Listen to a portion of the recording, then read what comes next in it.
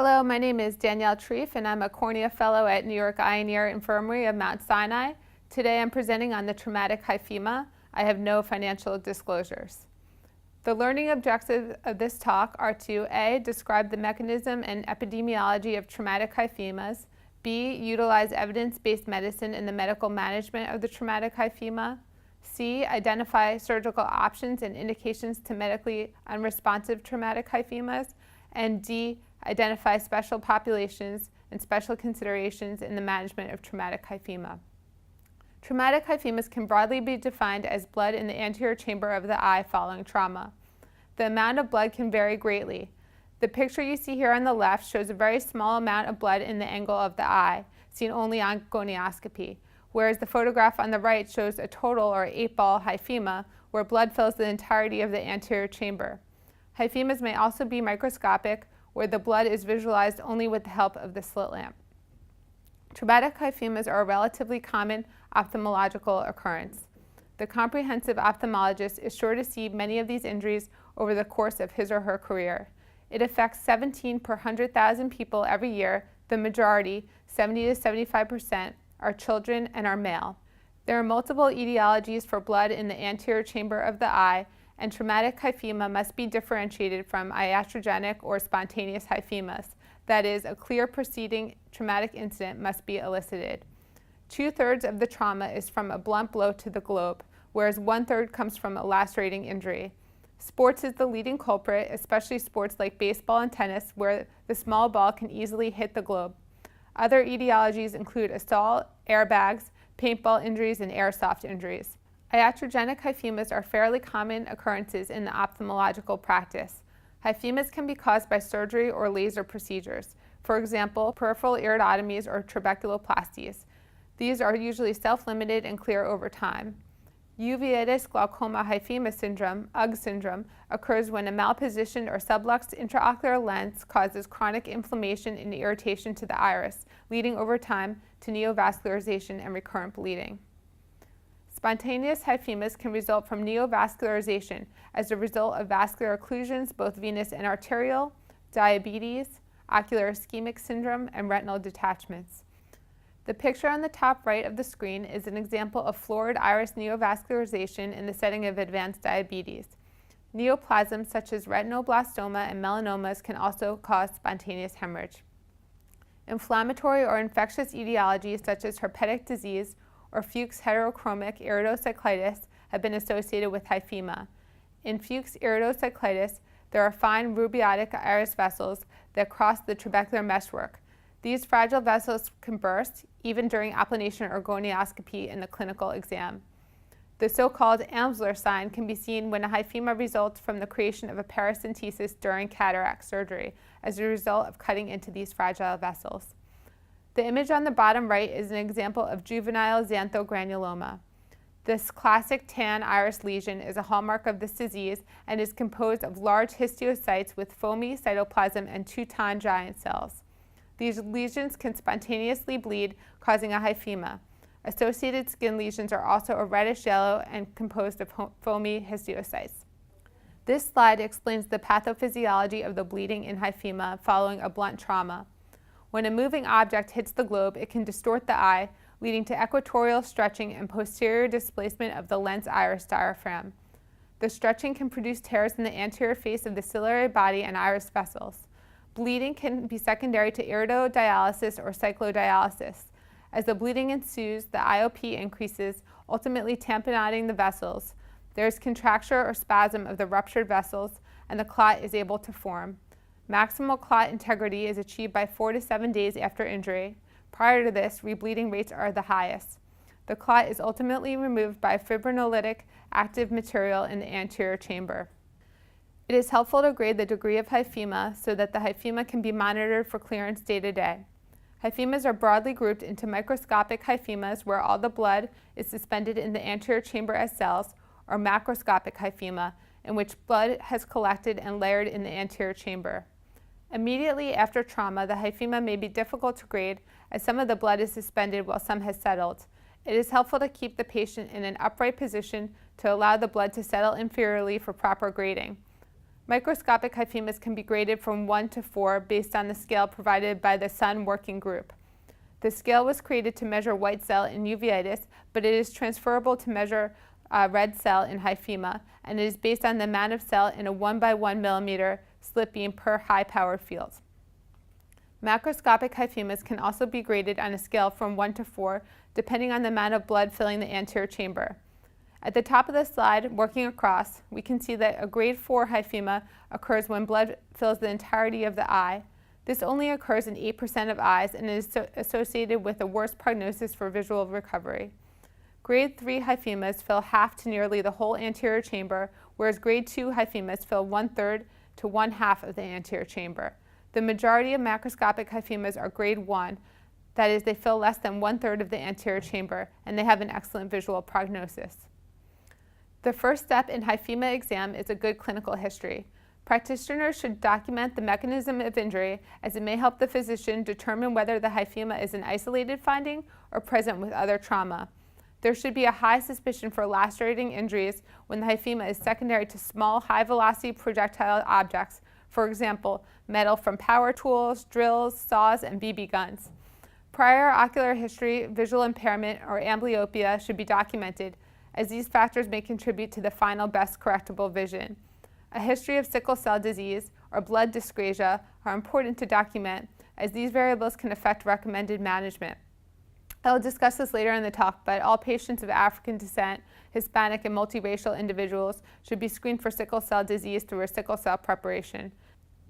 If this is positive, hemoglobin electrophoresis can be used to distinguish sickle cell anemia from sickle cell trait. It is critical to rule out open globe injury. The pediatric trauma evaluation can often be challenging, and if an adequate examination is not possible and there is concern for open globe injury, an exam under sedation should be performed. The picture to the right demonstrates a not subtle open globe injury, but these injuries can sometimes be easy to miss. Hyphemas often occur in conjunction with other eye injuries and with injury to associated eye structures. Trauma can affect all parts of the eye, and the lids, cornea, iris, lens, and retina should be examined. If the view is too poor for a retina exam, then this can initially be deferred unless there is a high suspicion for a retinal detachment or traumatic process, in which case an ultrasound can be performed. We have just discussed the grading, and this should be documented on the initial visit as well. There is no consensus on how often patients should be seen on follow-up. It is multifactorial, and age, degree of hyphema, risk of rebleed, and intraocular pressure must be taken into account. Most authors recommend frequent follow-up, at least several times weekly, when a layered hyphema is present. There is the highest risk of rebleed in the first week. While a thorough exam, including gonioscopy and scleral depression, is eventually necessary, it can initially be deferred in most cases, as pressure on the globe can worsen the bleeding. Most hyphemas occur in children, and since sports injuries is one of the leading causes, children should be encouraged to wear safety goggles while playing sports. Safety goggles should also be used when working with potential projectile objects, for example, hammering a metal object. There are 5 major objectives in treating hyphemas. We've already discussed the first, to triage associated injuries and rule out open globes. We also want to prevent a secondary hemorrhage or rebleeding. IOP should be treated promptly and effectively. Anterior chamber blood should be cleared in a timely manner, either medically or, if necessarily, surgically, to prevent corneal blood staining. Finally, we should provide comfort to these patients. Hyphema patients were previously admitted, confined to bed rest, and bilaterally patched to minimize any movement, including eye movement, which could worsen bleeding. The chart on the right comes from a review by Walton in 2002 and shows multiple studies comparing bed rest to ambulation without any significant increase in rebleeding. Several studies looked at moderate, this is day-to-day activity, versus bed rest and found that there were no differences in incident of rebleeding and small hyphemas. Other studies found that there is no difference between inpatient and outpatient management. Therefore, uncomplicated hyphemas can be managed in an outpatient setting. Of course, patients should not engage in rigorous activity, but day-to-day ambulation and desk work is probably okay. Hospitalization can be reserved for high-risk patients listed here. Special care must be taken with children who can be especially active. While outpatient follow-up is probably okay, they should be monitored closely at home and limit vigorous activities. The non-medical interventions listed here are recommended to limit the chance of rebleeding and secondary injury and also make examinations easier. We've already discussed the first point, that light activity is probably okay, but any activity that puts pressure on the eye, like straining in a sport, can lead to secondary hemorrhage. Elevating the head allows the blood to settle so that the hyphema can be quantified in future examinations. The eye shield serves a couple of purposes. There may be some utility to protect the eye from the light. One study found that light exposure can cause endothelial dysfunction in the setting of hyphema and can lead to corneal blood staining. Patients may also rub their sore eye in sleep, causing further bleeding. While patching can be helpful, in young children we must be careful not to occlude a poorly seeing eye further. This could result in amblyopia. Finally, when possible, patients should avoid aspirin, NSAIDs, or blood thinners to try to limit further bleeding. Elevated IOP is one of the most common complications of traumatic hyphema. It is often an issue in the acute setting, but glaucoma is also a long-term risk for these patients. High IOP can be seen in 1/3 of hyphema patients in the first 24 hours, and in those patients with larger hyphemas, the rates are higher. In patients with total hyphemas, 95% have elevated IOP. The first-line treatment is topical aqueous suppressants like beta blockers. Alpha-adrenergic agonists can also work well, but we must be careful in young children as this can lead to central nervous system and respiratory depression. Carbonic anhydrase inhibitors, both topical and oral preparations, can be used, but we should avoid these therapies in sickle cell patients. Oral therapy like acetazolamide and methazolamide can cause a metabolic acidosis that can precipitate a sickle cell crisis. Cycloplegia and steroids can both help with comfort in post-traumatic hyphemas. Cycloplegics lead to iris muscle paralysis, which can provide comfort and theoretically prevent secondary hemorrhage. Dilating the eye can also limit posterior synechiae formation. Cycloplegics include atropine, cyclopentolate, and scopolamine. Atropine has a long half-life and is helpful, especially in children, because it can be used less frequently. Topical steroids are thought to have a threefold benefit. They reduce inflammation, therefore providing comfort. They stabilize the aqueous barrier, and they inhibit fibrinolysis, which theoretically may prevent secondary hemorrhage. To this third point, several smaller studies found significantly decreased rates of secondary hemorrhage among patients treated with topical steroids compared to those without. Presumably, the decreased rates of rebleed were because of inhibition of fibrinolysis. However, a recent Cochrane meta-analysis concluded that there was no difference in terms of speed of resolution of primary hemorrhage, risk of secondary hemorrhage, or risk of increased IOP in those treated with topical steroids compared to patients treated without. Another major goal in the treatment of hyphema is to prevent rebleeding. We know that patients who rebleed have significantly worse visual prognosis than those that don't, and they also may have higher rates of secondary complications such as glaucoma and corneal blood staining.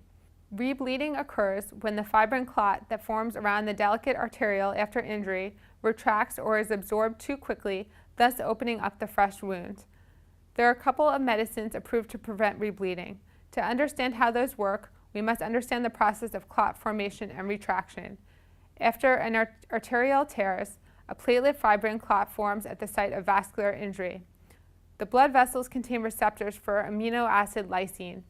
After the arteriole has healed, plasminogen is converted into plasmin in the bloodstream, and plasmin can bind to these lysine sites, thus inducing fibrinolysis or digestion of the clot.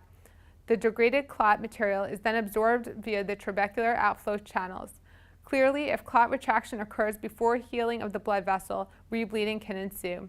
Antifibrinolytic therapy prevents degradation of the clot. There are two drugs available: aminocaproic acid and tranexamic acid. Both work by blocking the conversion from plasminogen to plasmin, and also by competitively binding to lysine binding sites on the arteriole, thus preventing clot degradation. This leads to clot stability. There are pros and cons for this medical treatment. Studies have shown that there is clot stability and significantly reduced rates of secondary hemorrhage. The medicines are safe in children. Historically, they've been used intravenously, but more recently topical preparations have also been made available. The main cons are secondary to their high side effect profile and include nausea, vomiting, and postural hypotension. They are contraindicated in patients with active intravascular thrombosis, pregnancy, and renal, liver, or cardiac disease, which taken together is a sizable portion of this population.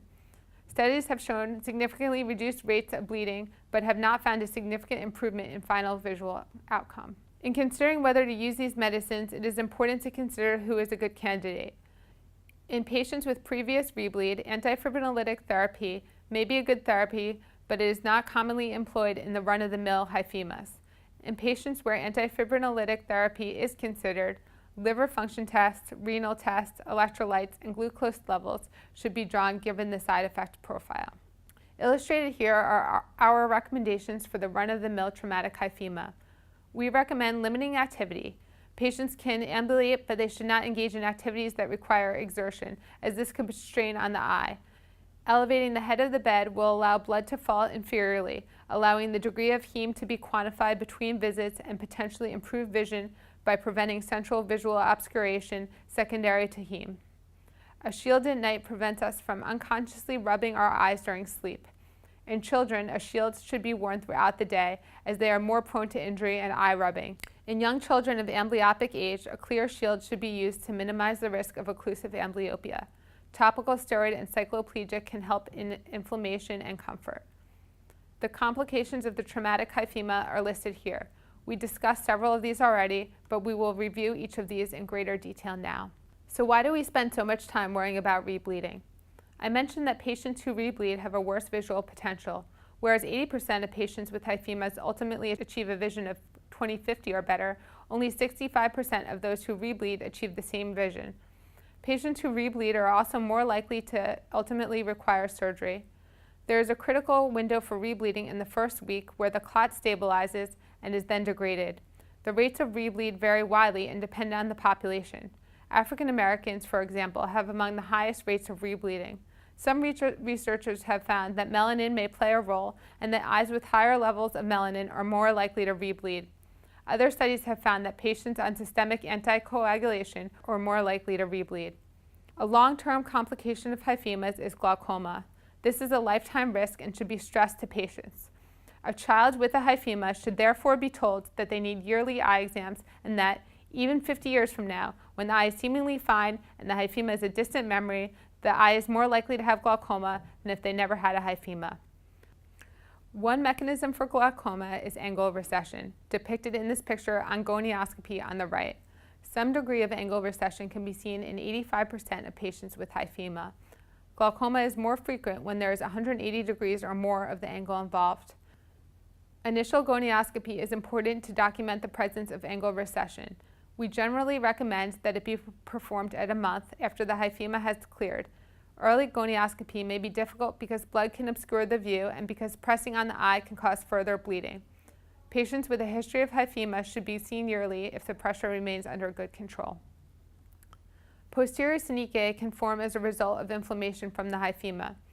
Cycloplegics and steroids help to prevent this. If there is significant synechiae, then there can be impairment in accommodation, anisocoria, and limited dilation, which can affect fundus exams and future surgeries. The illustration to the right shows a synechia lysis. The scarred iris is gently laced with a cannula, thus reforming the round pupil.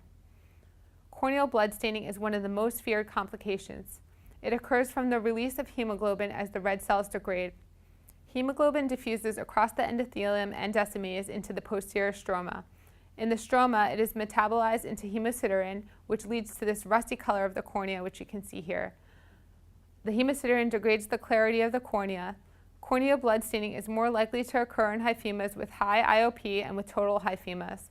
On exam, you can see a straw yellow discoloration of the deep stroma and yellow granules of the posterior stroma. As the blood clears, it clears from the periphery to the center. In this photograph, you can see that there is already some clearing peripherally.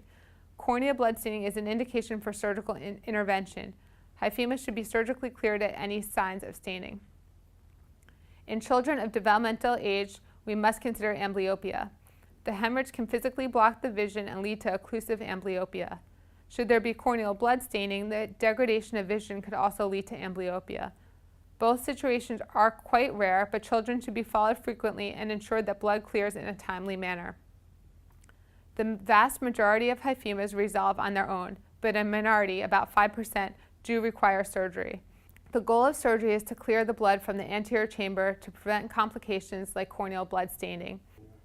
The indications for surgery are uncontrolled IOP. This is greater than 50 millimeters of mercury for 5 days or greater than 35 for 7 days. In the sickle cell population who are more prone to elevated IOP and optic atrophy, surgery should be considered if the IOP remains above 25 for 24 hours. Patients should be taken to surgery at any signs of corneal blood staining, total hyphemas that persist for 5 days, large clots that are present for more than 10 days. Earlier intervention should take place in patients with pre-existing glaucoma and in children.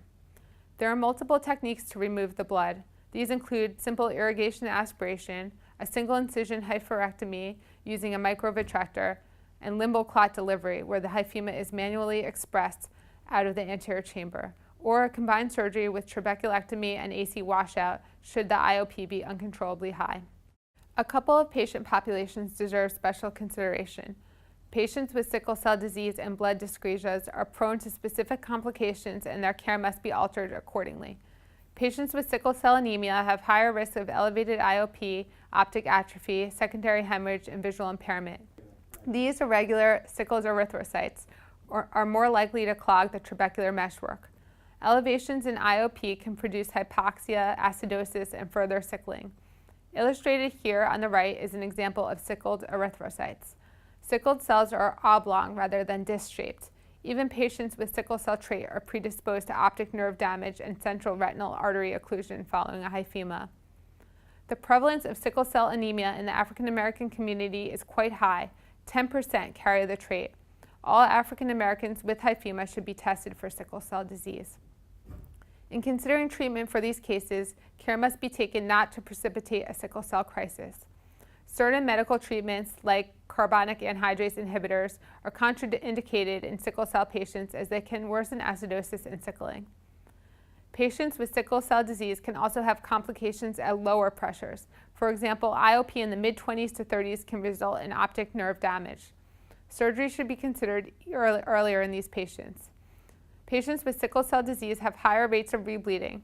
In one study of 99 children, 9 experienced secondary hemorrhage, all of whom were sickle cell positive.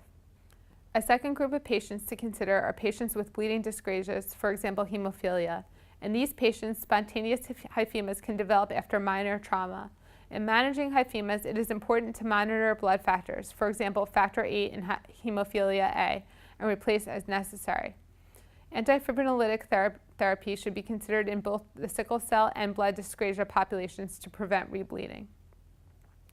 There are many variables to consider when treating the traumatic hyphema, and I would like to walk you through this schematic, which provides an outline for the treatment in multiple situations.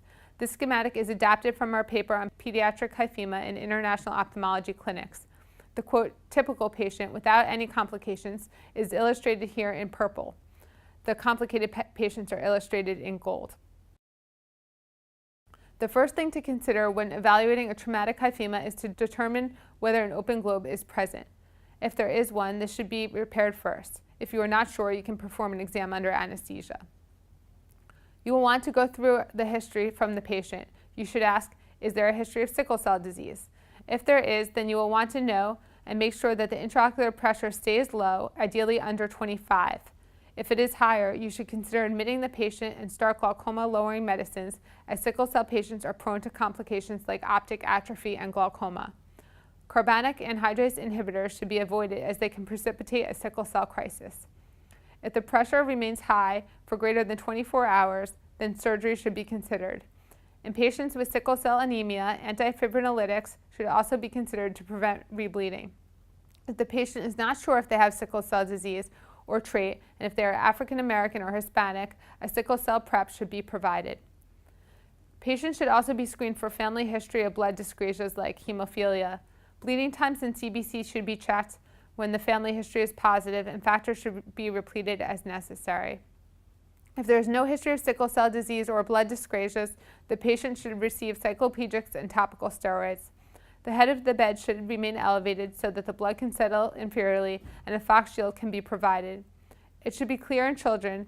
When possible, and if not contraindicated, patients should avoid blood thinners like aspirin and NSAIDs. For pain relief like Tylenol, or where necessary, opiates can be provided to reduce the chance of rebleed. Patients with IOP greater than 25 should be treated. Alpha-adrenergic agonists should be avoided in children. If the IOP remains greater than 50 for 5 days or greater than 35 for 7 days, they should undergo a surgical washout. Patients should be followed at least several times a week and in children daily until the hyphema clears. If there is a rebleed, we should consider hospital admission and starting antifibrinolytic therapy. If a large clot persists beyond 10 days or a total hyphema persists more than 5 days, or if there is a corneal blood staining, then the patient should undergo a surgical washout. Once the hyphema has resolved, they can be followed less frequently. By 1 month after injury, a gonioscopy and dilated fundus exam with scleral depression should be performed. If there is significant angle recession, patients should be followed every few months to monitor the IOP spikes. This can be spread out if the IOP stays normal. If gonioscopy is normal, then the patient should be seen yearly. Of course, every patient is different. Fortunately, we have an armamentarium of medical and surgical interventions, and each patient's treatment should be tailored to their unique circumstances. With proper care and follow-up, the traumatic hyphema can have very good outcomes. I want to thank our trauma director, Dr. Ronald Gentili, my fellowship preceptors, Dr. Cedar, Ritterband, and Copeland, and the co-authors on my hyphema paper, Dr. Ankur Shah, Dr. Angela Taralba, and Dr. Adabona, for their help in this presentation.